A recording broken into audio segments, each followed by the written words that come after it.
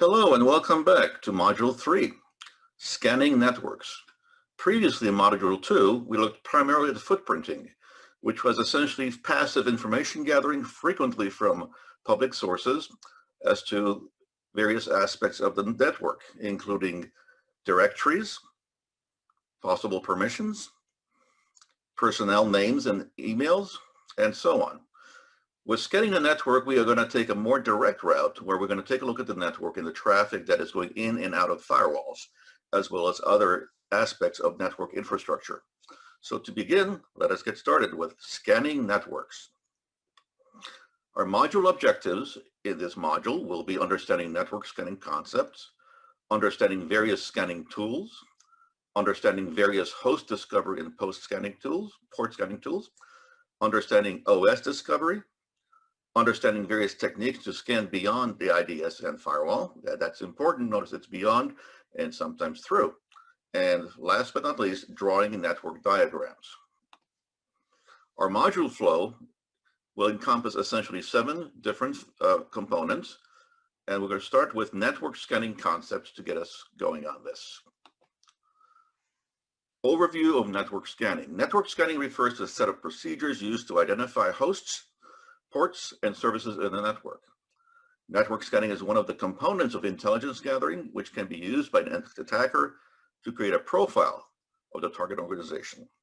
As we see in the upper right-hand caption of our screen, network scanning process essentially means there's an attacker sends TCP/IP probes to a network target system and gets network information back.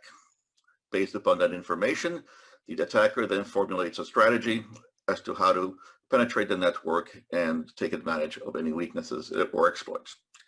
Objectives of network scanning include to discover live hosts, IP addresses, and open ports of live hosts, to discover operating systems and system architecture, to discover services running on hosts, and to discover vulnerabilities of live hosts or in live hosts. The TCP/IP communication flags are as appears in this screen.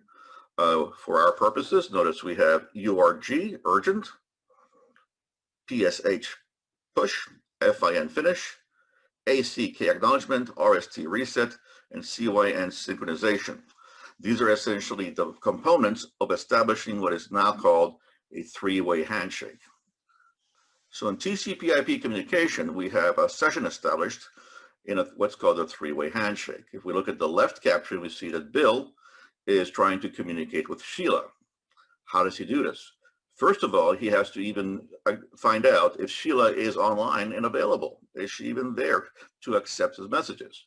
So the first part is your SYN, and he basically says, hey, are you there? Once she receives this, then she has to acknowledge to Bill, yes, I am here. So that's the acknowledgement part of your 3-way handshake. So now that Bill knows that Sheila is there receiving his messages, and Sheila has received Bill's message knowing he's online and communicating with her, we know that they're both available. Only after this 2-way communication has been established does Bill then send his messages. On the right, with a TCP session termination, it's somewhat the reverse of this procedure. At this case, either Bill or Sheila, in this case Bill, says, okay, I'm done. I've communicated everything I need to you, so I'm going to go away now. Sheila says, okay, I received all the information you wanted me to receive, and I acknowledge that you will be leaving. And at that point, okay, Bill terminates the communication session. Having established the communication between 2 nodes or 2 communicators or 2 networks, as you will, next we go to the scanning tools that can be employed. Scanning tools are many, but perhaps none more so popular than Nmap. Nmap is used by network administrators for inventorying a network, managing service upgrades, schedules, and monitoring hosts of service uptime. Attackers use Nmap, on the contrary, to extract information such as live hosts on the network, open ports, services, application name and version, types of packet filters that are on the firewall, as well as operating system and versions used. Another very popular scanning tool is HPing 1, 2, or 3. Here we're looking at HPing 2 and 3. This is a command line network scanning and packet crafting tool for the TCP/IP protocol. It can be used for network security auditing, firewall testing, manual path MTU discovery, advanced traceroute remote OS fingerprinting, remote uptime guessing, and TCP IP stacks auditing, etc. Scanning tools for mobile platforms include IP Scanner, Fing, and Network Scanner, and you can easily download these for free depending upon whether you're using Android or iOS platforms. Next, we're going to look at host discovery. Once we've established contact through the three-way handshake, and once we have loaded up our scanning tools, we can put them to better use and see who is there and what's going on. So thus we have host discovery. Host discovery techniques are many. Host discovery techniques are used to identify the active and live systems in the network. Basically, it's kind of like seeing who's home. Is there anybody there? And is the network up? Oftentimes, they're based upon various kinds of protocols. As we see on the screen, we have ARP, UDP, ICMP, TCP, and IP. An ARP ping scan and UDP ping scan are also very frequently used. These are somewhat different and are used for different purposes. The ARP ping scan, attackers send a ARP request probe to target hosts, and an ARP response indicates that the host is active, as we see on the upper left-hand quadrant. On a UDP ping scan, attackers send UDP packets to target hosts, and the UDP response indicates that the host is active. Now, keep in mind at this point that the functionality of ARP and UDP are somewhat different. ICMP Echo Ping Scan is yet another scanning tool. ICMP Echo Ping scans involve sending ICMP Echo requests to a host. If the host is live, if they're up, if they're active, it will return an ICMP Echo reply. This scan can be used for locating active devices or determining if the ICMP is passing through a firewall. Next, we come to ping sweep tools. There is one tool with the rather unusual name, an angry IP scanner. Angry IP scanners pings each IP address to check if any of these addresses are live. Then it optionally resolves host names, determines the MAC addresses, scans ports, etc. So this is essentially an inventorying sweep tool. Ping sweep tools are of several different kinds. If you look at the lower left quadrant on our screen, we see SolarWinds Engineers toolset, NetScan Tools Pro, Coasoft Ping Tool, Visual Ping Tester, and OpUtils. Now, you on the defending side of the network, the server side, of course, are going to be trying to monitor any kind of incoming probes, scans, etc., because all those could be from an attacker. So we have what we call ping sweep countermeasures. How do you keep an unauthorized party or a black hat hacker from gaining access to your network or scanning your network or doing anything that basically might be harmful to you later on? Number one, of course, the configuration of a firewall is perhaps the most basic thing you can do. A firewall is to detect and prevent ping sweep attempts instantaneously. As you may already know from your training, firewalls are essentially a repertoire of tools and rules, and you set those rules based upon who gets in and who gets out. Then we have the use of intrusion detection systems, intrusion prevention systems like Snort to detect and prevent ping sweeps attempts.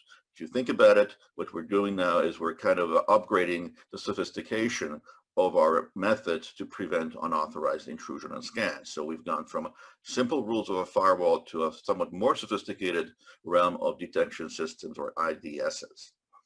Next, we have carefully evaluate the type of ICMP traffic flowing through the enterprise networks. After all, you don't want to block a legitimate ping or a legitimate request or scan. But if that input turns out to be unauthorized, you want to cut off those connections with any host that performs more than 10 ICMP echo requests. Next, you have the use of demilitarized zones and allow only commands like ICMP echo reply host unreachable and time exceeded within the DMZ. And last but not least, we want to limit ICMP traffic using access control lists, ACLs, and grant permission only to specific IP addresses such as ISPs. There are many host discovery techniques, but here are some of the more prominent ones or more popular. We have ICMP timestamp and addresses masked ping scans. We have TCP/IP SYN ping scans, TCP acknowledgement ping scan, and IP protocol ping scan also. Having looked at some of the various tools we have at our disposal, let us now take a look at what happens with port and surface discovery methods. Port scanning techniques, like scans, are also of very different natures, and there's a great diversity available to you. The port scanning techniques are used to categorize according to the type of protocol used for communication. Once again, if we look at the screen, we see port and service discovery, and we have various protocols, again, TCP, UDP, SCTP, SSTP, and IPv6 scanning. And of course, with all of those, we have subcategories and further on. Next, we have the TCP Connect Full Open Scan. The TCP Connect scan detects when a port is open after completing a three-way handshake. TCP Connect scan establishes a full connection and then closes the connection by sending an RST packet. It does not require super user privileges. Now, this is important because obviously if you are going to be a black hat hacker or a white hat penetration tester, you will not initially have admin or super user privileges, nor would you have a tuning root. So it is noteworthy that on a TCP Connect full scan or open scan, you do not need to be a super user privileged. So at this point, the scan results when a port is open and the scan results when a port is closed will be relayed to you. Now, a stealth scan is different. The previous scan will be noticed by the sysadmin that somebody is looking at the system. A stealth scan is surreptitious. Stealth scan is a half-open scan. So what is going on here is a little bit more sinister. Stealth scanning involves abruptly resetting the TCP connection between the client and the server before the completion of a three-way handshake signals, thus leaving the connection half open. If you recall, we looked at the three-way handshake signal. That is your most primary basic conduit of communication. It is the three-way handshake that is the basis of establishing a communication between two nodes, or in this case, a client-side and server-side communication of a network. Attackers use stealth scanning techniques to bypass the firewall rules as well as logging mechanisms and hide themselves under the appearance of a regular network traffic. Scan results when a port is open, of course, will be different. Typically, it's port 80 that you'll be looking at. And scan results when a port is closed, of course, will also be open. Again, the important takeaway from this is stealthy and not easily noticeable by the defending sysadmin. Next, we have an inverse TCP flag scan. Attackers send TCP probe packets with a TCP flag, either a FIN, a URG, or PSH, set or with no flags, where no response implies that the port is open, whereas an RST response means that the port is closed. We can think of a port as going down a street and checking each front door of each house to see, can I get into this house because the door may be unlocked? That would be a corollary to a port being open, for example, analogous, that is to say. So if a port is open, you're going to get no response on a TCP flag scan. If a port is closed, it will bounce back a response. Note, inverse TCP flag scanning is known as FIN, URG, or PSH scanning based on the flag set on the probe packet. It is known as a null scan if there is no flag set. So if there's no flag set, it's a null scan. Next, we have something called the Xmas scan, or I guess previously Christmas scan. The Xmas scan is the following. Using the Xmas scan, attackers set a TCP frame to a remote device with an FIND, URG, or push flag set. A FIN scanning works only with OSs that use RFC 79 or 3-based TCP IP implementation. The Xmas scan will not work against any current version of Microsoft Windows. So basically, this is something you might be able to use for a legacy network. Sometimes you'll find that the people who hire you for a penetration test have not taken the time or effort or expense to upgrade their OSs. They might still be running, for God's sake, something like Vista or XP. In that case, you can use an Xmas scan against that particular network. Next, we have the TC-MAMON scan. This is a very interesting scan. The attackers send a FIN-ACK probe, and if there is no response, then the port is open, filter it. But if an RST packet is sent in response, then the port is closed. So once again, yes, this is another way for you to find out, is anyone home and is that front door open to me? The AC key flag probe scan is a little different. Attackers send a TCP probe packet set with an AC key acknowledgement flag to a remote device and then analyze the header information, the TTL in the window field of received RST package to determine if the port is open or closed. So if you look at the bottom two quadrants of our screen here, you have the TTL-based acknowledgement flag probe scan and the Windows-based acknowledgement flag probe scan. Okay. On the TLO-based acknowledgement flag probe scanning, if the TL value of the RST packet on a particular port is less than the boundary value of 64, then that port is open. Whereas with the Windows-based acknowledgement flag probe scan, if the window value of the RST packet on the particular port has a non-zero value, then that port is open. So notice your values are different for each scan for indications of an open port. Continuing with our acknowledgement flag probe scan, we can see the following.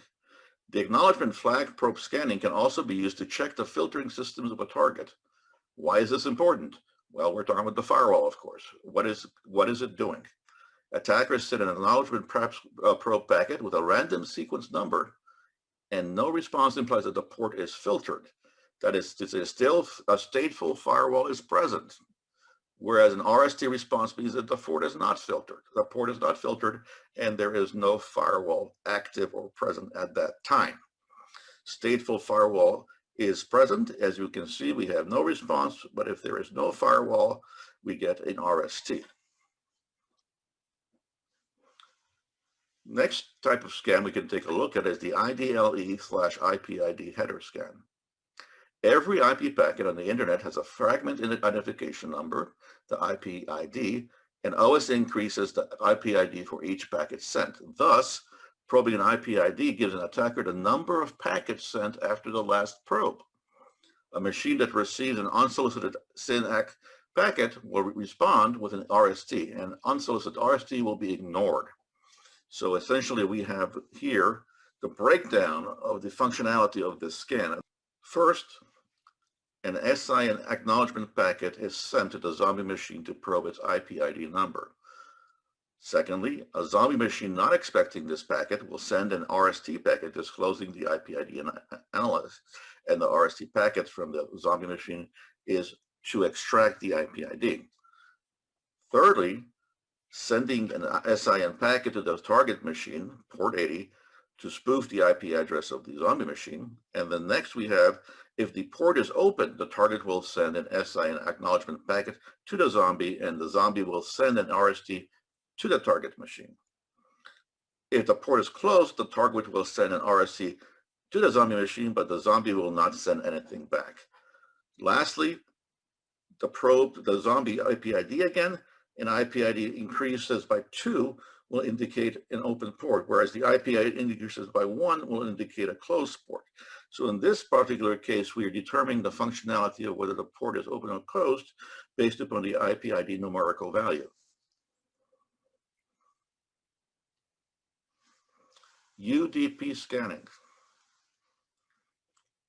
With UDP scanning, for an open port, there's no three-way handshake for a UDP scan.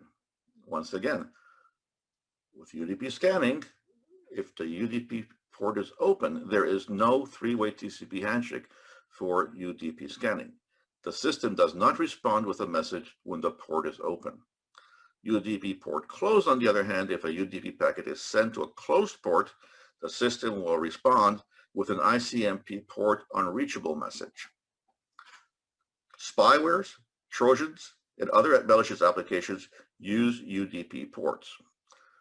One of the reasons they do that, by the way, is if you recall your basics about TCP and UDP type scans or TCP UDP protocols, is a UDP is not a connection-based protocol.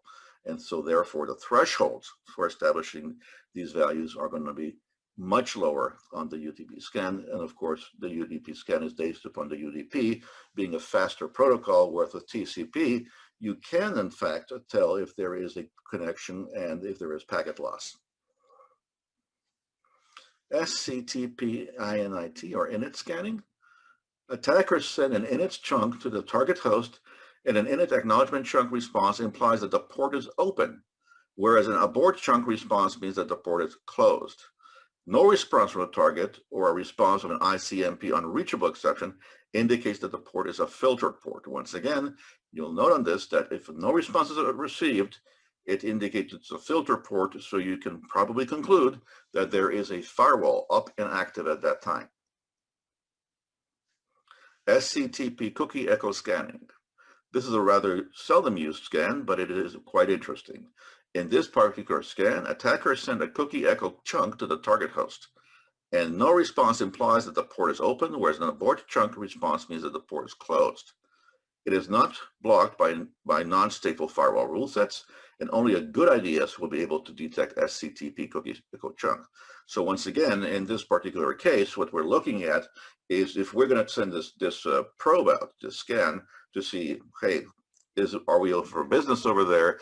Is the door open to the front door, or is the door open to the house? We want to know this, but we were trying to do it without being detected. Okay, so in looking at these many types of scans, you might wonder why so many. It depends upon your intent and the degree to which you might wish to remain hidden while you do these scans. SSDP and list scanning. SSDP scanning, the Simple Service Discovery Protocol, is a network protocol that works in conjunction with UPnP to detect plug-and-play devices.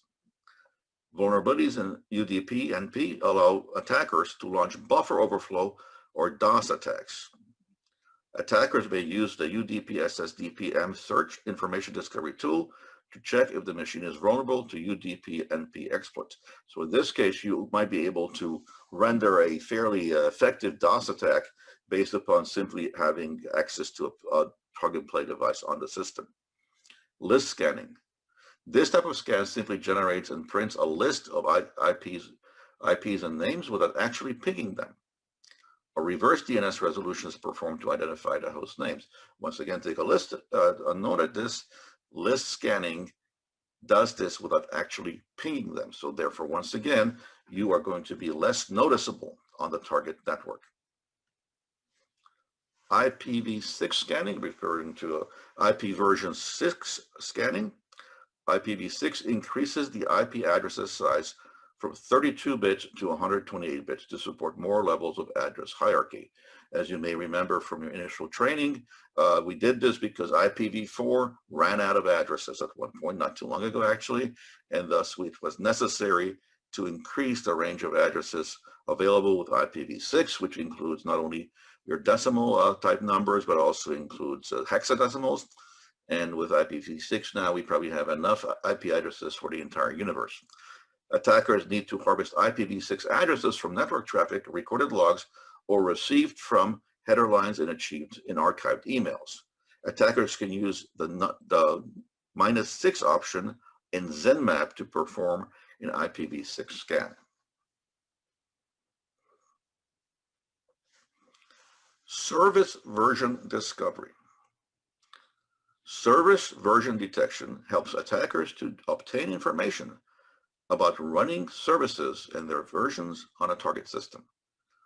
Obtaining an accurate service version number allows attackers to determine the vulnerability of a target system to a particular exploit. For example, when an attacker detects an SMB version 1 protocol as a running service on a target Windows-based machine, then the attacker can easily perform the WannaCry ransomware attack. Next, in ZenMap, the -SV option is used to detect service versions.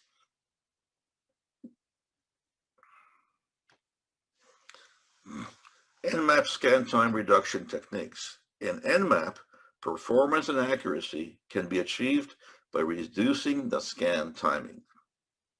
Scan time reduction techniques are the following.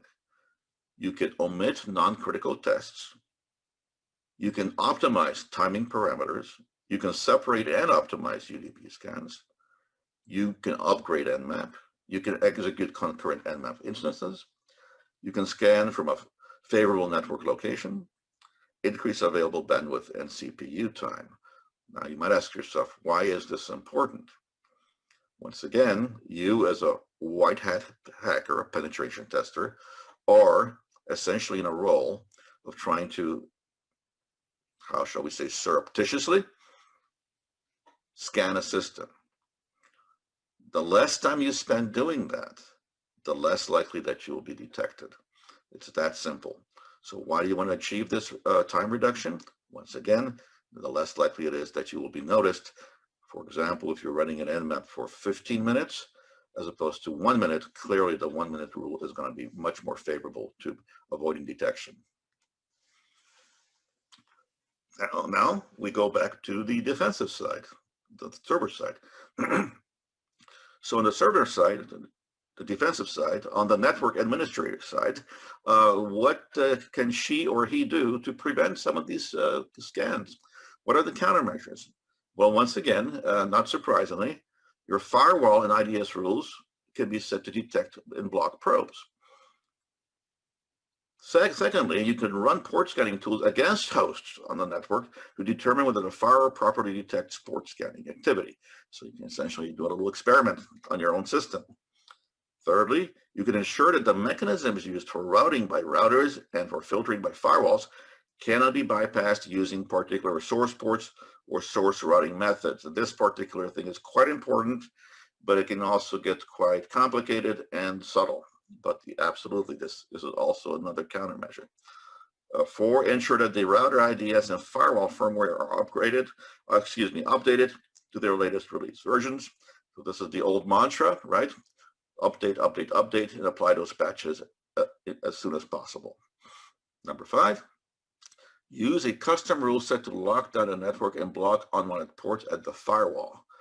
6, filter all ICMP messages, that is to say inbound ICMP message types and outbound ICMP type 3 unreachable messages at the firewalls and routers. 7, perform TCP and UDP scanning along with the ICMP probe against your organization's IP address space to check their network configuration and its available ports. So essentially you will be doing a mini penetration test against your own network to see if everything is in order. And 8, ensure that anti-scanning and anti-spoofing rules are properly configured. Now, a word about this.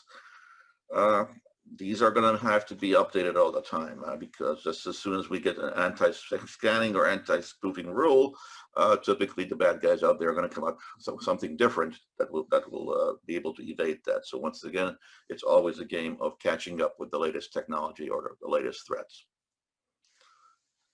Next in our module flow, we will look at OS discovery, banner grabbing, and OS fingerprinting.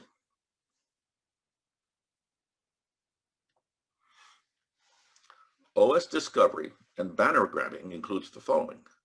Banner grabbing, or OS fingerprinting, is the method used to determine the operating system running on a remote target system. There are 2 types of banner grabbing, active and passive. Identifying the OS used on the target host allows an attacker to figure out the vulnerabilities possessed by the system and the exploits that might work on a system to further carry out additional attacks. As we know from previous experience, pretty much each version of Windows OS had some vulnerabilities, so they send out, of course, the updates, and sometimes people don't update, in which case the vulnerability is still there on the system, and you would notice by, again, looking at that particular OS and its history of patches. Active banner grabbing is the following. Retake.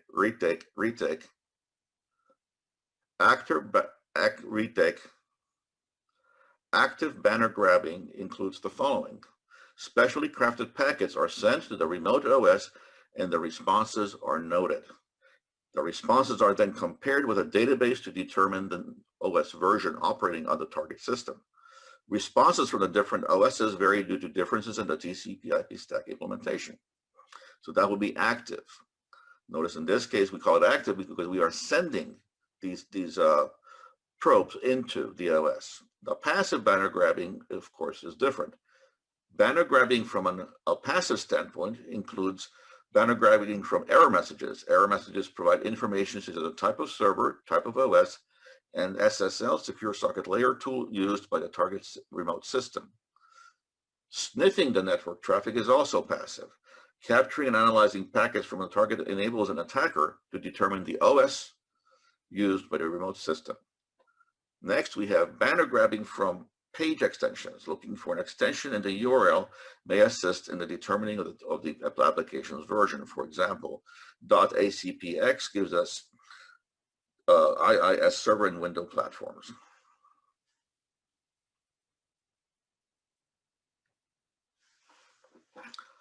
So how do we identify a target system given these methods? Firstly, attackers can identify the OS running on the target machine by looking at the time to live, the TTL and TCP window size in the IP header of the first packet in the TCP session. Secondly, sniff capture the response generated from the target machine using packet sniffing tools like Wireshark and observe the TTL and TCP window size fields. Both of those will be indicative of the probable type of OS on the system. If you look in our lower left-hand corner here, we have an indication of a possible OS being Windows, and then in the center we have a possible OS indication of being a Linux system.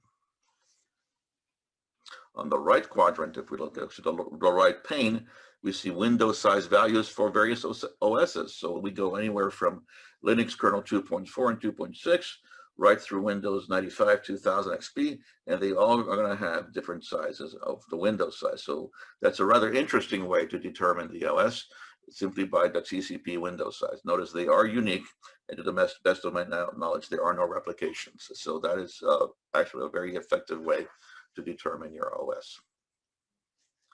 OS discovery using Nmap and Unicorn Scan. In Nmap, the -0 option is used to perform OS discovery, providing OS details of the target machine. Whereas in Unicorn Scan, the OS of the target machine can be identified by observing the TTL values in the acquired scan result. OS discovery using Nmap script engines. Nmap script engines, NSE, can be used to automate a wide variety of networking tasks by allowing the users to write and share scripts. Attackers use various scripts in the Nmap script engine to perform OS discovery on the target machine. For example, in Nmap, smb-os-discovery is an inbuilt script that can be used for collecting OS information on the target machine through the SMB protocol. In ZenMap, the -SC or -SC option or negative script option is used to activate the NSC script. Next, we can also do OS discovery using IPv6 fingerprinting. IPv6 fingerprinting can be used to identify the OS running on the target machine. IPv6 fingerprinting has the same functionality as that of IPv4, and then some, I should add, more. The difference between IPv6 and IPv4 fingerprinting is that the IPv6 uses several additional advanced probes specific to IPv6, along with a separated OS detection engine that is specialized for IPv6. What's the takeaway from that? Obviously, if you have IPv6, you probably want to use that because it gives you additional capabilities for your fingerprinting. Next, in ZenMap, the -6 option and -0 option are used to perform OS discovery using the IPv6 fingerprinting method. And here we have the syntax on that. #nmap -6 -0 target.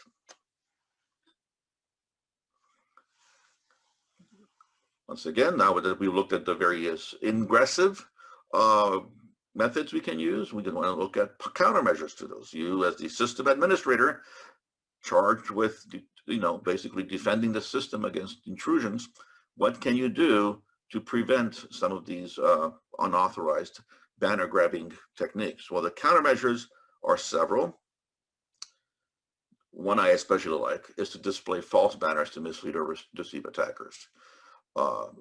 Deceiving a false banner is an excellent way actually to do that, and it also uses a bit of time, and the longer they are on the system, the more likely it is that you can find them or catch them or detect what they're doing. Next, you can turn off unnecessary services on the network host to limit the disclosure of information. Next, you have the use of server mask tools to disable or change the banner information. Next, we have Apache 2.x with mod headers module use a directive in HTTPD conference file to change banner information, header set server to use server name, and alternative change the server's signature, line to another signature.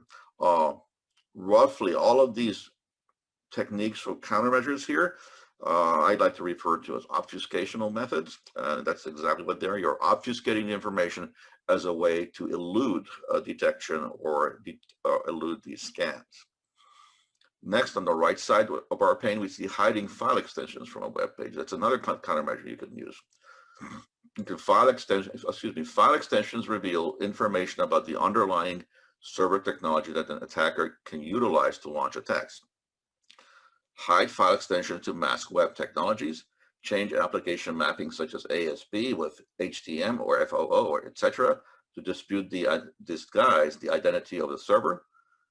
Apache users can use mod_negotiation directives, and IIS users use tools such as Page Changer to manage the extensions. It is better if the file extensions are not used at all. So this entire endeavor here, you're trying to minimize as much as you can the amount of information that your system is broadcasting to a possible unauthorized access or pen test. Scanning beyond the IDS or firewall. Now, this is perhaps the most interesting type of scan because now your attacker is definitely trying to stay off the radar. So how do they do that? IDS firewall evasion techniques are many. Through firewalls and IDSs can prevent malicious traffic or packets from entering a network, attackers can manage to send intended packets to the target by evading an IDS or firewall through the following techniques. Cannot stress enough how important this is. Clearly, if you don't know that they're there, you have a problem. So what can you do in order to stop people from doing this? Well, you need to know how they try to get into the system without you noticing them. So what do they do? In order to avoid the IDS or firewall, the attacker could use packet fragmentation, source routing, source port manipulation, in other words, disguising where it's coming from, IP address decoys. There are specific commands in Metasploit that you can use on some of those exploits specifically to do that. IP address spoofing, clearly very much used. Creating custom packets, randomizing host order, sending bad checksums. Now, where would that be necessary, or where would they use that? Well, in hashes, right? So they might try to, in some way, disrupt, disguise, or in some way change your hashes by sending bad checksums. And then, of course, we have proxy servers and anonymizers like Tor. So let's look at each of these in a little bit of detail. So what is packet fragmentation, and how could that possibly be used in order to avoid being detected by a firewall or IDS? Packet fragmentation refers to the splitting of a probe packet into several smaller packets, thus fragmenting, while sending it to a network. It is not a new scanning method, but a modification of the previous techniques. The TCP header is split into several packets so that the packet filters are not able to detect what the packets are intended to do. And if you look at the lower right quadrant here, we see a little diagram, SYN-FIN scanning using IP fragments. Source routing. As the packet travels through the nodes of the network, each router examines the destination IP address and chooses the next hop to direct the packet to the next destination. Source routing refers to sending a packet to the intended destination with a partially or completely specified route without firewall IDS configured routers in order to evade an IDS or a firewall. In source routing, the attacker makes some of all of these decisions on the router. If you look at, on the bottom part of our screen, we see this figure shows source routing where the originator dictates the eventual route of the traffic. So basically they are, in a way, bouncing that traffic in such a way as to confuse the network.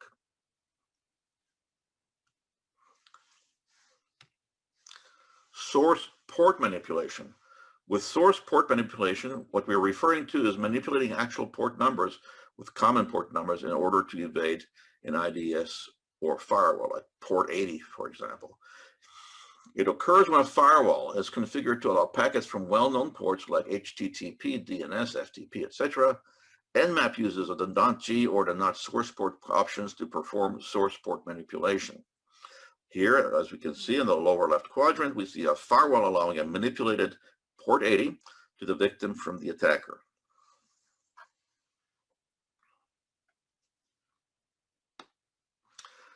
IP address decoy, my personal favorite. If IP address decoy techniques are used, they refer to generating or manually specifying the IP addresses of decoys in order to evade an IDS or firewall. Because what is the firewall doing? Again, a firewall is essentially a glossary or an inventory of rules, and those rules are essentially go or no-go rules based upon various IP addresses. So if that firewall rule says do not accept any incoming traffic from a specific address, then if you decoy that address with a different address, it will get to the firewall. So basically, that's what this is about, is to essentially spoof or decoy the IP address so the firewall does not block it. It appears to the target that the decoys as well as the hosts are scanning the network. This technique makes it difficult for the IDS or firewall to determine which IP address was actually scanning the network and which IP addresses were decoys. So even if they detect you, in this case, they will not likely find you because you're hiding behind a spoofed IP address in this case. If you look at the lower left-hand corner on our screen, we have decoy scanning using Nmap, and here are the actual commands. Nmap has two options for decoy scanning. It's Nmap -drnd :10 target, generates a random number of decoys. Nmap -d decoy 1, decoy 2, decoy 3, etc. manually specify the IP address of the decoy. So let's take a look at this a little more carefully. With the Nmap .d round 10, RND 10, essentially those are going to be completely random numbers, just encapsulated or grouped as an IP address. Nmap .d decoy 1, 2, 3, if you can fine tune and actually purposely mislead that firewall into thinking that that is coming from an IP address other than the one you're actually using. Why is this important? Well, you could spoof an IP address that you know for a fact that would be let through by that firewall. So clearly that would be very, very useful to you. IP address spoofing. IP spoofing refers to changing the source IP addresses so that the attack appears to be coming from, again, someone else. And the someone else, by the way, could be someone that you know already from your fingerprinting would get through. For example, the IP address could be the IP address of the CEO, and you know that that particular network will accept the traffic from the CEO. So therefore, by spoofing it as such, you're going to get in there. When the victim replies to the address, it goes back to the spoofed address rather than the attacker's real address. As you can see, we have an analogy here to a man-in-the-middle attack, except instead of talking about a website, we're talking about actual IP addresses. But again, the logical protocol on this is exactly the same as a man-in-the-middle attack. Attackers modify the address information in the IP packet header and the source address bits field in order to bypass the IDS or firewall. And here we have, again, the diagram of the victim might think that the address is one thing, but it's actually coming from Russia instead of England, for example. You will not be able to complete the three-way handshake and open a successful TCP connection with this IP address. But notice that once it's completed, the situation is quite different.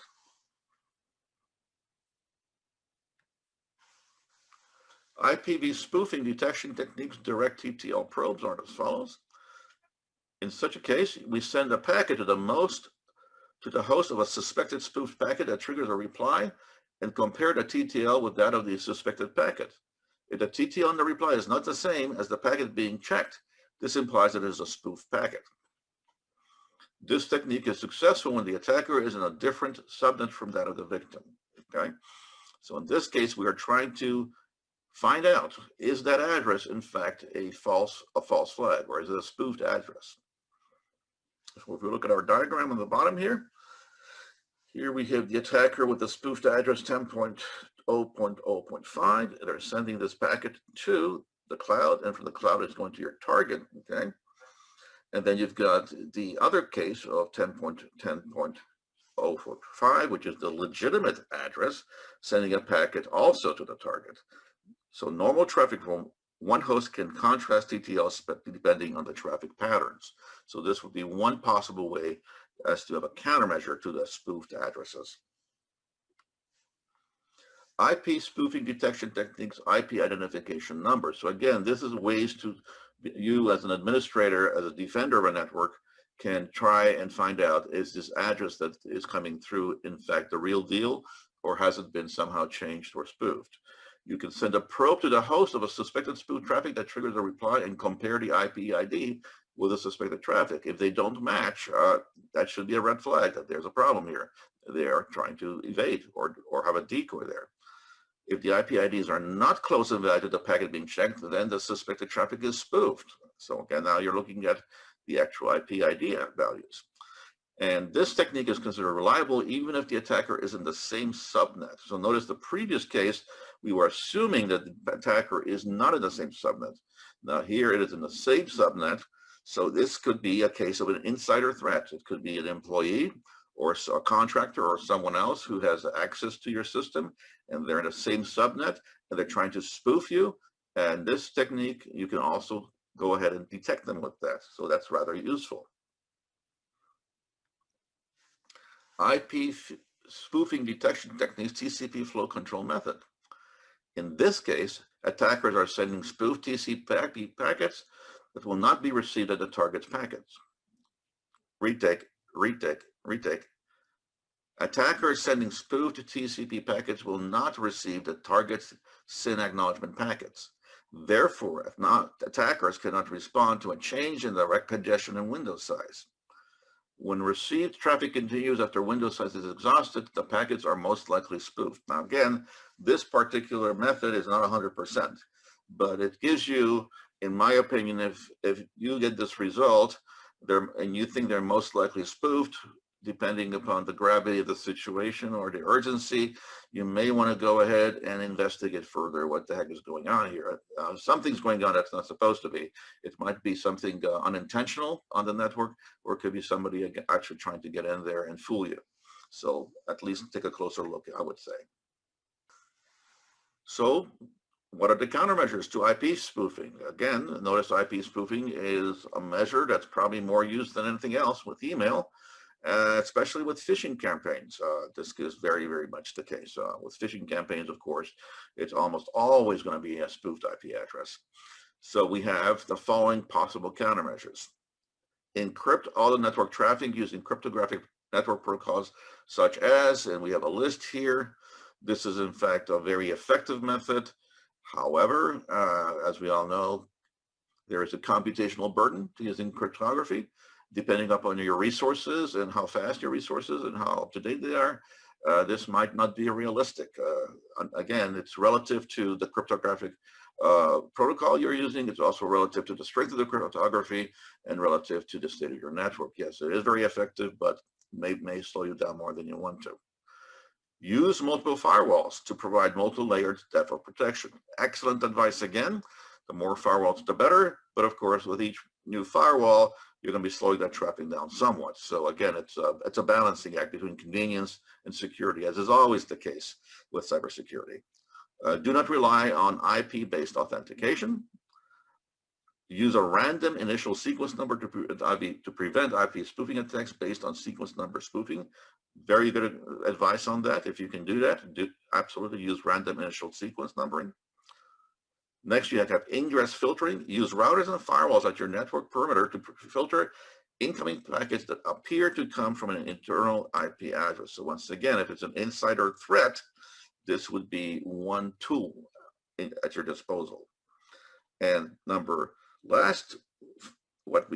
6 is egress filtering. Filter all outgoing packets with an invalid IP address as the source address. So with this case, of course, if those outgoing IP addresses are going to Russia and the incoming ones were coming from the US, for example, that might be very suspicious. Creating custom packets. Creating custom packets by using packet crafting tools. Attackers create custom TCP packets using various packet crafting tools like Colosoft Packet Builder and NetScan Tools Pro, etc. to scan targets beyond the firewall. Also, creating custom packets by appending custom binary data. Attackers send binary data, zeros and ones, as payloads and transmitted packets to scan beyond firewalls. Custom packets continued. Creating custom packets by appending custom strings. Attackers send in a regular string as payloads in the packet sent to the target machine for scanning beyond the firewall. Alternatively, attackers can also be creating custom packets by appending random data. In this case, attackers append number of random data bytes to most of the packets sent without any protocol-specific payloads, once again, in an attempt to obfuscate and go beyond the firewall. Another method is randomizing host order and setting bad checksums. Randomizing host order could involve attackers scanning the number of hosts in the target network in random order to scan an intended target that is behind the firewall. Secondly, sending bad checksums. Attackers send packets with bad or bogus TCP UDP checksums to the intended target to avoid certain firewall rule sets. Next, we have the use of proxy servers. A proxy server is an application that can serve as an intermediary between connecting with other computers. Hence, by using proxy servers, what we can do is to hide the actual source of a scan and evade certain IDS firewall restrictions. Also, to mask the actual source of the attack by impersonating a fake source address of the proxy. Thirdly, we can remotely access the intranet and other website sources that are normally restricted. Also, to interrupt all requests sent by the user and transmit them to a third destination such that the victims can only identify the proxy server addresses. And lastly, we can chain multiple proxy servers to avoid detection. So that is why attackers use proxy servers. Note, in Google, there's a list of thousands of proxy servers. Then another method they can use is proxy chaining. In this case, the user requests a source from the destination, this would be the target system. The proxy client that the user system connects to a proxy server and passes the request to the proxy server. The proxy server strips the user's identification information, passes the request to the next proxy server, and this process is repeated or reiterated by all the proxy servers in the chain. At the end, the unencrypted request is passed to the web server, as we see on the bottom part of our screen. Proxy tools could include the following. The proxy switcher is a tool that allows you to serve anonymously on the internet without disclosing your IP address. CyberGhost VPN. CyberGhost VPN hides all your IP and replaces it with one of your choice, thus allowing you to serve anonymously. Other proxy tools could include, as we see on the bottom, Burp Suite, the most popularly known Tor browser, CC Proxy, and Hotspot Shield, and I would also add to that IPT2. Proxy tools for mobile include ShadowSocks, ProxyDroid, and Proxy Manager. Anonymizers are, in fact, a means to remove all identity information the user's computer while the user serves retake. Anonymizers are, in fact, a means to remove all identity information from the user's computer while the user surfs the internet.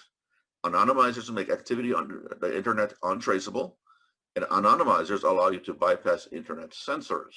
Why use anonymizers? 1, privacy and anonymity. 2, to protect against online attacks. 3, to access restricted content, perhaps. And lastly, bypass IDS and firewall rules, again, is an anonymizer function. Censorship circumvention tools, Alcacer and Tails. Alcacer is a cross-platform, open source, and robust website censorship circumvention tool that also maps censorship patterns around the world. Tails is a live operating system, that is to say the operating system is on an external device like a USB stick or SD card. So Tails is a live operating system that a user can start on any computer from a DVD, USB stick, or SD card. Therefore, the hard drive on the computer will have no record whatsoever of where the user has been on the internet. Other anonymizers include Whonix. Whonix is a desktop operating system designed to advance security and privacy. And Siphon. Siphon is an open source anonymizer software that allows attackers to surf the internet through a secure proxy. Anonymizers for mobile include Orbot, Siphon, and OpenDoor. In our module flow, we have now come to our last module segment, which is to draw a network diagram. To take a brief overview, notice what we have done essentially is try to present a balanced view between various pen testing tools and countermeasures to those tools, and how oftentimes, as we saw in number 5 and number 6 of OS discovery and scanning beyond IDs and firewalls, this involves use of various techniques to obfuscate IP addresses, sources, and so on.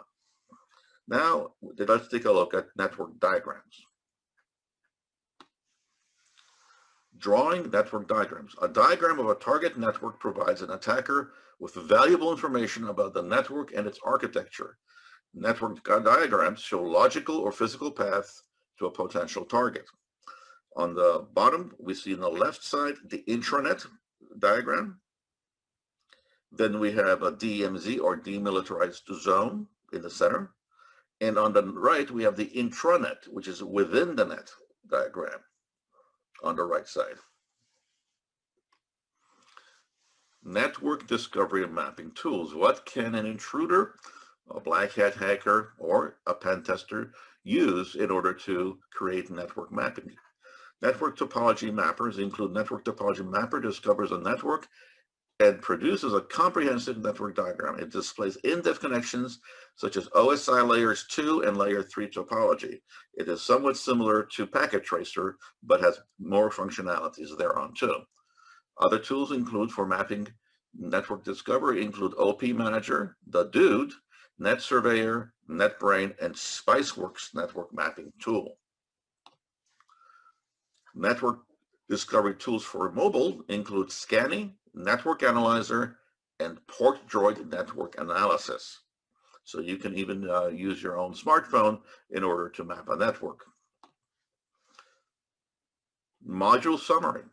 In this module, we have discussed the following: how attackers discover live hosts from a range of IP addresses by sending various ping scan requests to multiple hosts, how attackers perform different scanning techniques to determine open ports, services, service versions, etc. on the target system, how attackers perform banner grabbing or OS fingerprinting to determine the operative system running on a remote target system, various scanning techniques used that attackers can employ to bypass IDS firewall rules and logging mechanisms and disguise themselves as regular network traffic, and drawing diagrams of target networks and their significance in providing valuable information about a network and its architecture to an attacker.